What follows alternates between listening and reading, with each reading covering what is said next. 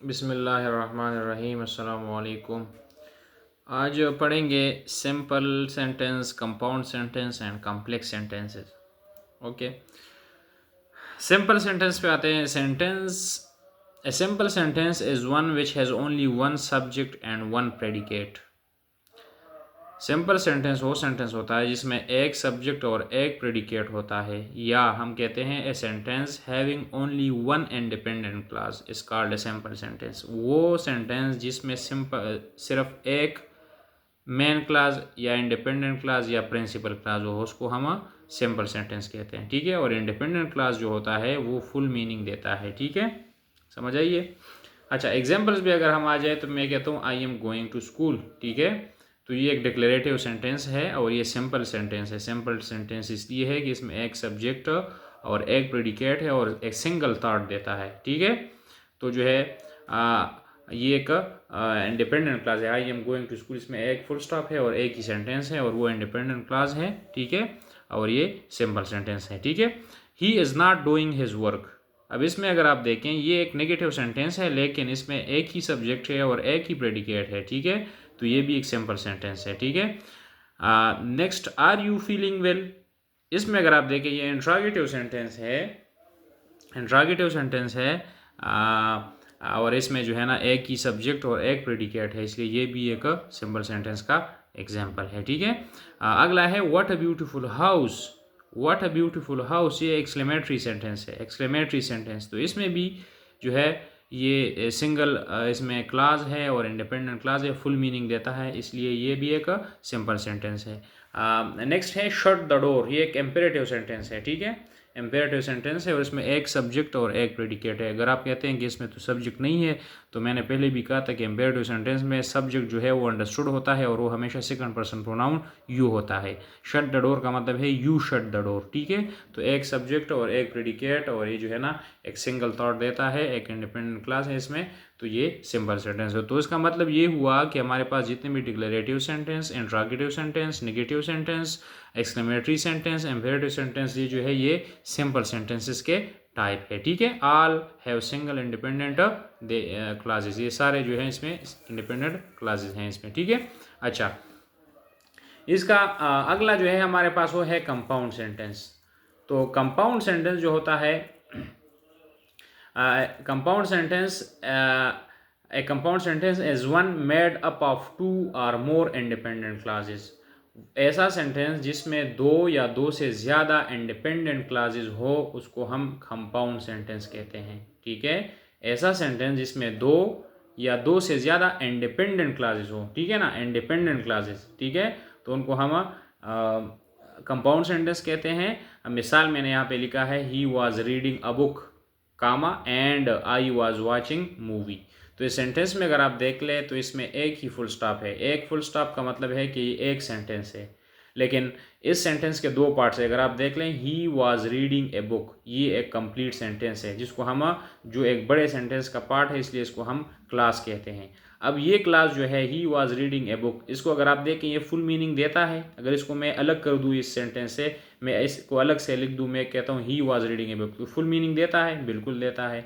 एक ही सब्जेक्ट इसमें है और इसमें एक प्रेडिकेट है, तो ये एक इंडिपेंडेंट क्लास हो गया। ठीक है, फिर कामा है, कामा के बाद एंड है, तो एंड जो है ये कंजंक्शन है। ठीक है, कंजंक्शन पार्ट्स ऑफ स्पीच ने हमने पढ़ा था कि कंजंक्शन का क्या रोल होता है, वो दो वर्ड्स या दो फ्रेजेस या दो क्लासेस को आपस में जोड़ता है। ठीक है, तो ये कंजंक्शन हो गया एंड, और इससे के बाद जो है आई वॉज वॉचिंग मूवी, तो इसको अगर आप अलग कर लें इस पूरे सेंटेंस से, मैं अगर अलग इसको लिख देता हूँ आई वॉज वॉचिंग मूवी, तो ये एक अलग से अलग सेंटेंस है। तो ये एक अलग से सेंटेंस बनता है क्योंकि फुल मीनिंग देता है और ये एक बड़े सेंटेंस का पार्ट है, इसलिए इसको हम इंडिपेंडेंट क्लास कहते हैं। तो इसका मतलब ये हुआ ही was reading a book and I was watching movie. इसका मतलब ये हुआ कि एक सेंटेंस है और इस सेंटेंस में दो इंडिपेंडेंट क्लासेस हैं और इन दो इंडिपेंडेंट क्लासेस को एक कोऑर्डिनेटिंग कंजंक्शन एंड ने ज्वाइन किया हुआ है। तो याद रखिएगा कि कोऑर्डिनेटिंग कंजंक्शन जो है वो दो इंडिपेंडेंट क्लासेस को आपस में जोड़ता है। तो कंपाउंड सेंटेंस में जो है ना वो दो सेंटेंसेस के दरमियान हमारे पास क्या आएगा, कोऑर्डिनेटिंग कंजंक्शंस आएंगे। जो फैन बॉयज़ हमने पढ़ा था वो कोऑर्डिनेटिंग कंजंक्शंस है। और याद रखिएगा कि कोऑर्डिनेटिंग कंजंक्शन से पहले यहाँ पे जो है ना वो कामा आएगा, ठीक है। वी कैन रिप्लेस, अब याद रखिएगा, ये पॉइंट नोट करें कि इस कामा और एंड को हम रिप्लेस भी कर सकते हैं। किसके साथ, हम सेमी कॉलन के साथ इसको रिप्लेस कर सकते हैं, ठीक है। अगर मैं कहता हूं कि मैंने कामा या कंजंक्शन नहीं यूज़ करना तो मैं इसको फिर कैसे लिखूंगा, मैं लिखूंगा sentence I wanted to go for walk, ठीक है, semicolon it started raining. इस सेंटेंस को अगर आप देखें ये भी एक कंपाउंड सेंटेंस है, क्योंकि I wanted to go for walk ये एक अलग इंडिपेंडेंट क्लास है, और इट स्टार्टेड रेनिंग ये जो है ये अलग से इंडिपेंडेंट क्लास है, और इन दो इंडिपेंडेंट क्लासेस को सेमी कॉलन ने जोड़ा हुआ है, ठीक है। तो सेमी कॉलन जो है ना इसको हम लगा सकते हैं कामा और कंजंक्शन की के बजाय जो है ना उसको हम रिप्लेस कर सकते हैं सेमी कॉलन के साथ, ठीक है। और मैंने यहाँ पे लिखा भी है clauses are joined by coordinating conjunction, और दो क्लॉजेज जो इंडिपेंडेंट क्लॉजेज होती है कंपाउंड सेंटेंस में उनको हम कोऑर्डिनेटिंग कंजंक्शन के साथ हम ज्वाइन करते हैं, और कोऑर्डिनेशन कंजंक्शन से पहले हम उसमें कामा लगाते हैं, ठीक है। अच्छा, हमारा जो अगला है नेक्स्ट टाइप जो है वो है कम्प्लेक्स सेंटेंस। कम्प्लेक्स सेंटेंस अब क्या है, a complex sentence consists of one independent और main clause and one or more dependent या सबऑर्डिनेट क्लॉजेस, ठीक है। अच्छा, तो कम्प्लेक्स सेंटेंस ऐसा सेंटेंस होता है जिसमें एक इंडिपेंडेंट या मेन क्लॉज होता है और एक या एक से ज़्यादा डिपेंडेंट क्लासेस होते हैं, ठीक है। इंडिपेंडेंट क्लास को हम मेन क्लास भी कहते हैं, प्रिंसिपल क्लास भी कहते हैं, और डिपेंडेंट क्लास को सबऑर्डिनेट क्लास भी कहते हैं, ठीक है। तो ऐसा सेंटेंस जिसमें एक इंडिपेंडेंट क्लास हो और एक से ज़्यादा वन और मोर उसमें डिपेंडेंट या सबऑर्डिनेट क्लासेस हों, ठीक है।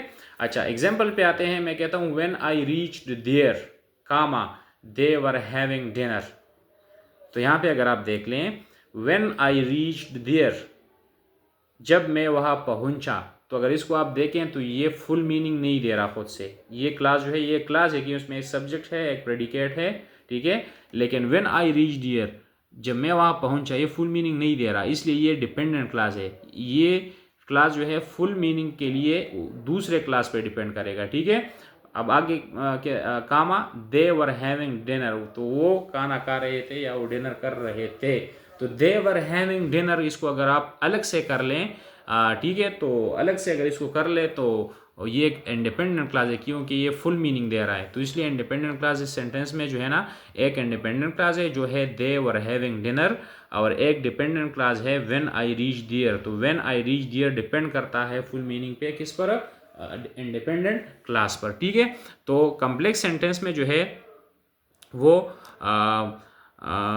कामा के ज़रिए, अगर इसके दो जो है ना वो है दो तरह से हम इसको लिखते हैं। एक जो है ना हम डिपेंडेंट क्लास पहले लिख देते हैं, ठीक है, डिपेंडेंट क्लास पहले लिख देते हैं, और डिपेंडेंट क्लास में जो सबऑर्डिनेटिंग कंजंक्शन होता है, ठीक है, डिपेंडेंट क्लास में क्या होता है, सबऑर्डिनेटिंग कंजंक्शन जो है व्हेन।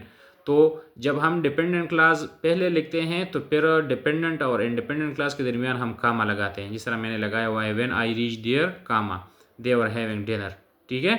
और इसका लिखने का दूसरा तरीका ये है कि हम इंडिपेंडेंट क्लास को पहले लिख देते हैं, ठीक है। मैं लिखता हूँ when they were having dinner, ठीक है, फिर डिपेंडेंट क्लास लिखते हैं व्हेन आई रीच देयर। तो यहाँ पे मैंने कोई कामा नहीं लगाया, क्योंकि यहाँ पे ऑलरेडी कोऑर्डिनेटिंग कंजंक्शन मौजूद है, ठीक है। तो जब हम इंडिपेंडेंट क्लास को पहले लिखते हैं और डिपेंडेंट क्लास को बाद में लिखते हैं, तो फिर इन दो क्लासेस के दरमियान में हम कामा नहीं लगाएंगे, ठीक है। समझ आ रही है? ऊपर अगर आप देख लें ऊपर कामा है, कामा इसलिए है कि डिपेंडेंट क्लास पहले है, बीच में कोई कोऑर्डिनेटिंग कंजंक्शन नहीं है, इसलिए हमने कामा लगाया हुआ है। लेकिन जब हम नीचे यहाँ पे कामा नहीं है, इसलिए कि इन दोनों क्लास के दरमियान कोऑर्डिनेटिंग कंजंक्शन है जो है व्हेन। तो जब हम इंडिपेंडेंट क्लास पहले लिखते हैं और डिपेंडेंट बाद में लिखते हैं तो फिर कोई कामा कम्प्लेक्स सेंटेंस में नहीं लगाएंगे। तो clauses are joined by subordinate conjunction, और यहाँ पे मैंने लिखा है कि ये क्लासेस जो है कम्प्लेक्स सेंटेंस में जो क्लासेस होते हैं वो सबऑर्डिनेटिंग कंजंक्शन के ज़रिए वो एक दूसरे को ज्वाइन करते हैं, एक दूसरे को जोड़ते हैं। ठीक है, तो ये टेस्ट के हवाले से, ईटा टेस्ट के हवाले से बहुत ही इंपॉर्टेंट है। ठीक है, तो इसको स्टडी कीजिएगा, पढ़िएगा, और पास्ट पेपर आप देख लें तो आपको वहाँ पे क्वेश्चन मिल जाएंगे। ठीक है, तो हमने आज पढ़ा simple sentence, compound sentence and complex sentence. Thank you for watching.